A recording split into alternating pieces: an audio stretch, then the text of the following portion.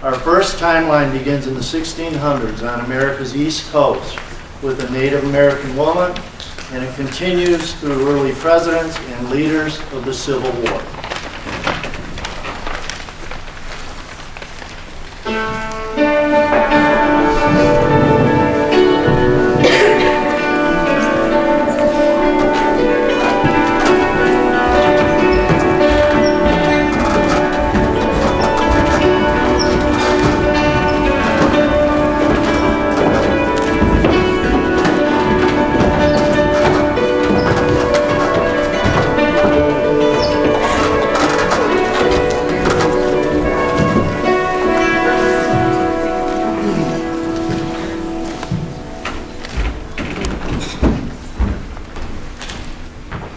Over 400 years ago, my name Pocahontas sounded from my mother's lips. What an incredible journey I took in my short 21 years of life.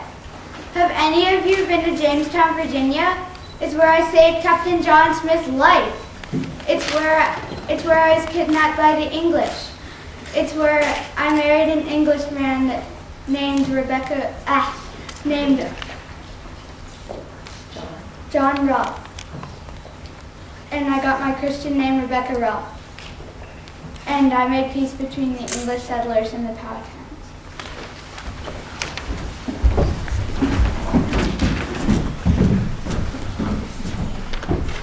Sorry about the wait.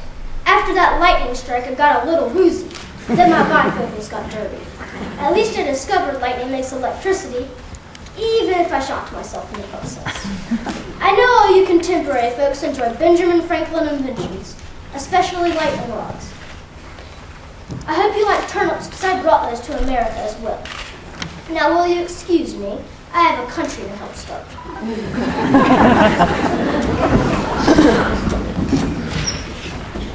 My voice was filled with the cry for justice. People saw the border of Paul Revere that fateful night in 1775 as I made my famous ride on my horse, Brown Beauty. The dreaded redcoats were advancing, the redcoats who buoyed us around.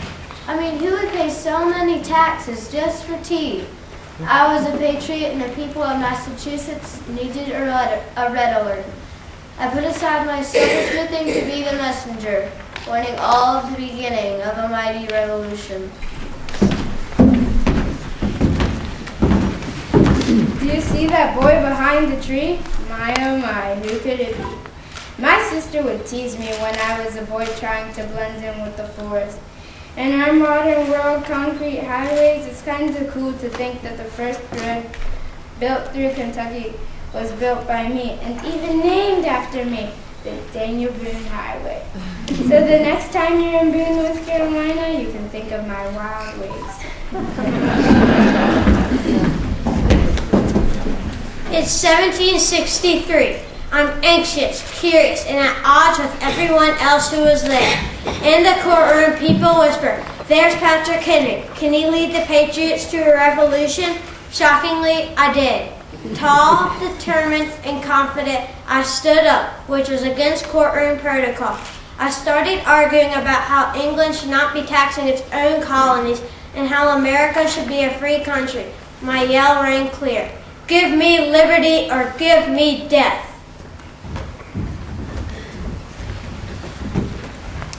It's kind of ironic to me that some of my new American citizens wanted to make me a king. After all, we were fighting against another king, but people trusted me much more than King George III. I was so popular that people didn't think president was a powerful enough position for me. But being general of the Continental Army took its toll. I was ready to retire to my life on a farm, but my destiny was to continue to lead. This time as President George Washington, America's very first president.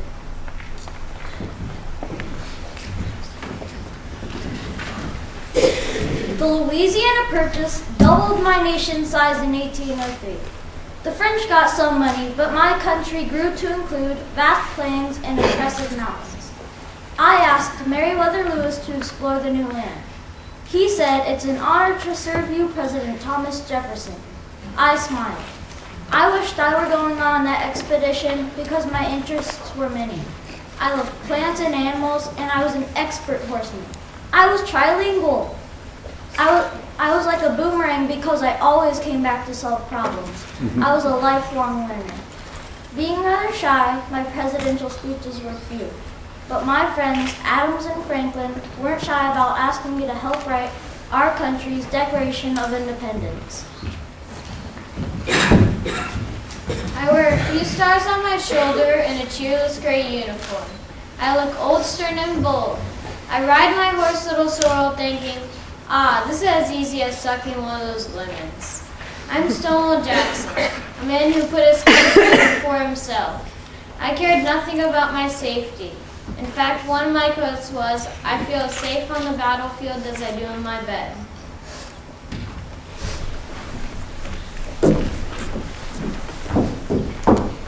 When I first heard myself addressed as Dr. Elizabeth Blackwell, America's first female physician, aka a doctor, I thought of my sick friend from my childhood who wished she had a female doctor to treat her. Incredibly, there were no women doctors at the time. After many rejections, I was finally accepted into Geneva Medical School in New York. I was anxious and jubilant at the same time when I entered the School of Men, but I persevered. I was like a marker that never dried out because of my courage. I could have never been happier with any other job than being a doctor and an inspiration for so many women. My family hated the concept of slavery. My father taught me it was wrong to have others do your own work. So I led the Union Army in the Civil War as General Ulysses S. Grant, and later I led the nation as president. I was a much better soldier than president.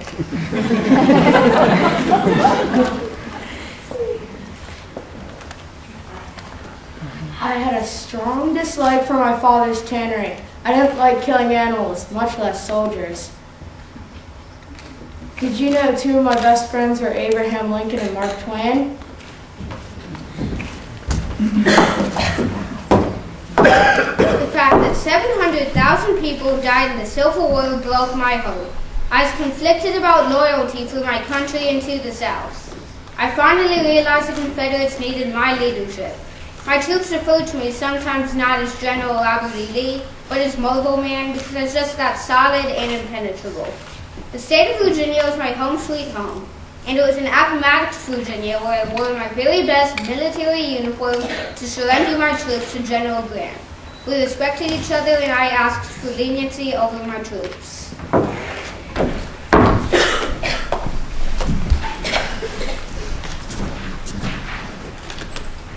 On the Lewis and Clark expedition, I was the compass and map, all mixed in one to create what we call today GPS. Traveling from the plains to the mountains to the rivers, I started to get the map remembering what was what and where we were. Meriwether Lewis would say to John Clark, "Whatever we do without Sacagawea." But as we approached the Rocky Mountains and beyond to the Pacific Ocean, I too felt bewildered, but enchanted by the new lands. I almost died 5 times. It was either bullets or knives or being trapped in the Rocky Mountains or freezing to death. Exploring the unknown isn't easy work. My most ardent supporter, President Jefferson, sent me and my Corps of Discovery across the dark western woods and eventually to the Pacific Ocean. I, Meriwether Lewis, was a bright light, illuminating the darkness of the unknown in the before-darkened woods. What the Native Americans already knew, I was just discovering. New plants, new animals, new birds, and most of all, new possibilities. I even traveled the whole way to the Pacific Ocean with Seaman and Clark. Oh, Seaman was my dog. William Clark, my esteemed co-leader, and just as thrilled as I was to finally taste the salty air of the Pacific.